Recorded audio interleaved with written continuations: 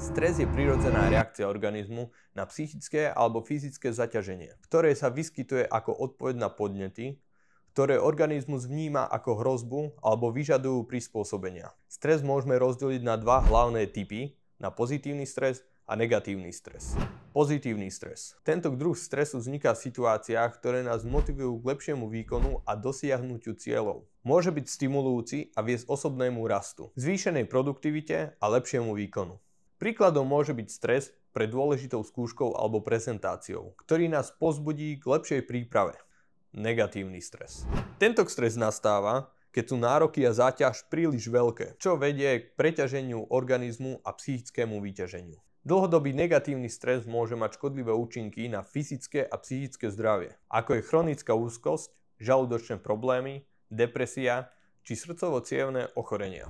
Teda, krátkodobý stres môže byť prospešný, pomáha nám reagovať na výzvy, zatiaľ čo dlhodobý alebo intenzívny stres má negatívny vplyv na naše zdravie a kvalitu života. Príčiny stresu. Stresové faktory, známe ako stresory, môžu pochádzať z rôznych oblastí života. Uvediem príklady. Práca, vysoké nároky, termíny, konflikty na pracovisku.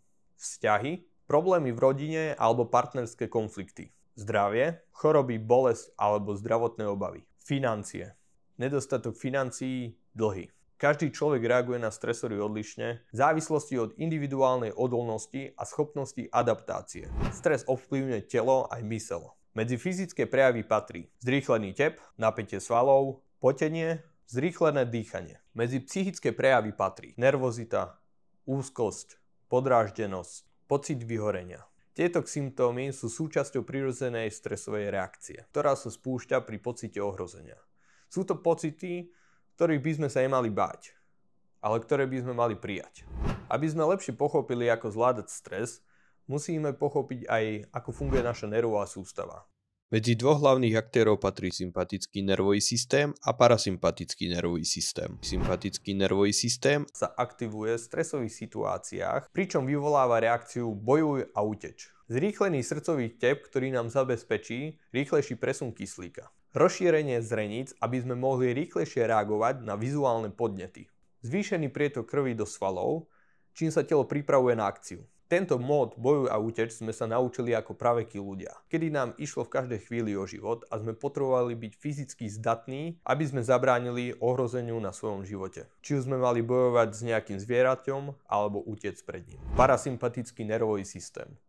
To je jeho opak. Tento nervový systém pomáha telu regenerovať a navrácia ho do rovnováhy po odzení stresovej situácie. Jeho hlavné funkcie zahŕňajú spomalenie srdcového tepu a podpora relaxácie. Podpora tráviacich procesov, ktoré sú počas stresu potláčané. Obnova energetických zásob organizmu. Dlhodobá aktivácia sympatického nervového systému na úkor parasympatického nervového systému môže viesť k nerovnováhe a zdravotným problémom. Dôsledky dlhodobého stresu. Ak stres trvá príliš dlho, môže narušiť fyzické zdravie, psychické zdravie a celkovú kvalitu života. Medzi fyzické zdravie patrí zvýšené riziko infarktu, ktorý je spájaný s vysokou hladinou kortizolu, ktorý je vyplavovaný počas stresových situácií. Štúdie ukazujú závislosti medzi chronickým stresom a zvýšenou náchylnosťou na infekcie. Tráviace problémy, napríklad syndrom dráždivého čreva.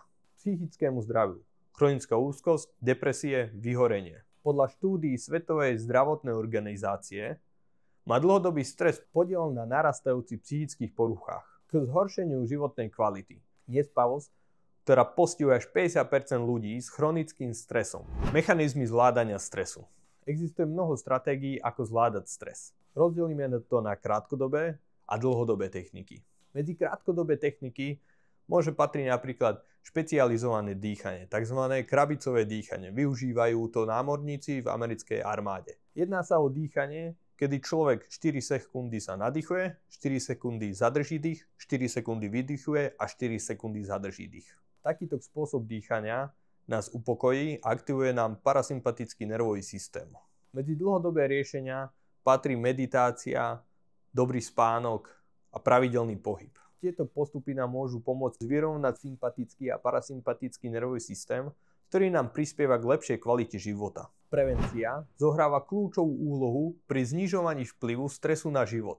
Odporúčané spôsoby zahŕňajú pravidelné prestávky v práci a relaxácia, pohybové aktivity ako je napríklad silové cvičenie, ktoré mi pomáha pri zvládaní stresových situácií, môže to byť aj beh alebo jednoduchá prechádzka. Z jednou prevencií je aj osvojenie si techniky mindfulness alebo progresívnej svalovej relaxácie.